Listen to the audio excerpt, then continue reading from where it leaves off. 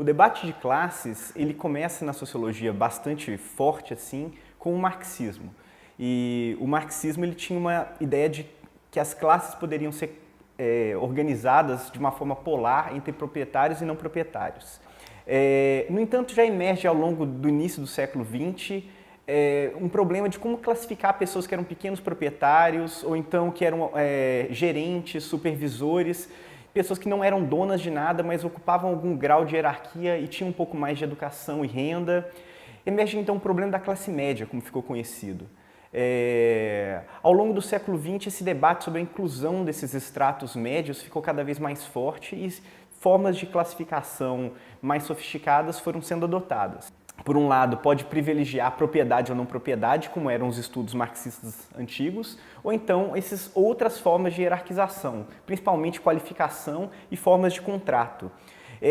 O interessante desses trabalhos que se desenvolveram a partir daí é que eles se tornaram muito operacionais. Eles se tornaram muito fáceis de ser aplicados a pesquisas e formas de coleta de dados que os países geralmente têm. Essas formas de usar esses dados estatísticos, às vezes não levam em conta uma série de coisas importantes. A primeira coisa delas é a forma como as pessoas de fato se agrupam. Será que classe social é um agrupamento identificável? As pessoas de uma mesma classe andam juntas, por exemplo? Elas têm formas de consumo parecidas, gostos parecidos? Tudo isso ficava sem resposta um pouco.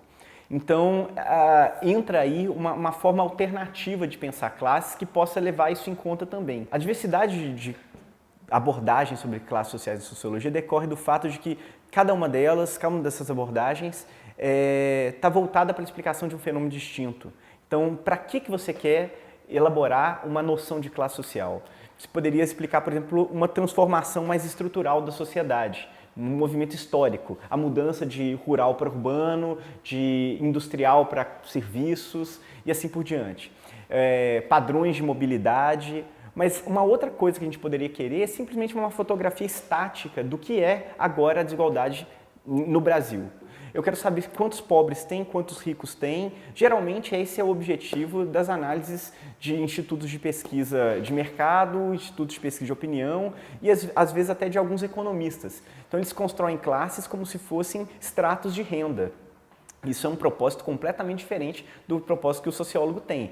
Não me interessa saber se tem menos pessoas vivendo abaixo de R$1.000 ou acima de R$1.000 per capita. Eu quero saber se eles têm condições de continuar assim por muito tempo, né? Porque se o salário mínimo aumenta e todo mundo melhora de vida e depois ele cai de novo, eu quero saber se o cara que antes era beneficiado, ele tem ainda condições de melhorar de vida de outras formas. Ele é dono do seu próprio trabalho, ele consegue...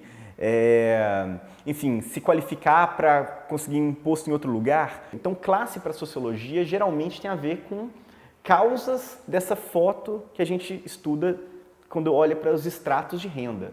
Um outro propósito pode ser pensar em formação de coletividades para ação social. Eu posso querer saber se, de fato, vai existir algum grupo que vai se auto-organizar e fazer alguma demanda por alguma coisa publicamente. Pode fazer uma manifestação, pode organizar-se na forma de uma organização formal mesmo, ou pode, enfim, filiar-se a um partido ou um sindicato, eventualmente eles formam a base política para a eleição de um certo candidato, né? Quer dizer, eu quero saber não somente a foto, mas eu quero saber como essas pessoas enquadradas na foto se movimentam. As perguntas que eu faço são completamente diferentes. Eu não preciso só perguntar renda para saber se as pessoas agem, eu preciso saber onde elas vão, com quem elas conversam, qual a disposição delas para se manifestar. As definições conflituosas de classe existentes são, na verdade, uma expressão dos objetivos múltiplos que a gente pode ter quando faz análise de classe.